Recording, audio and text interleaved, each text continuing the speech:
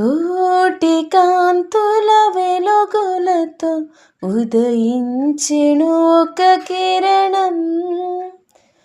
లోకమందున ప్రతి హృదయం చిగురించెను ఈ తరుణం.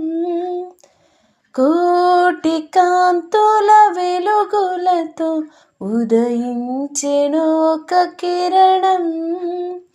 లోకమందున ప్రతి హృదయం చిగురించెను ఈ తరుణం. దివిని విడచి భువిని మనకై మానవునిగా జన్మించెను. దిగులు చెందక గతము మరచి యేసుని ఆరాధింతును.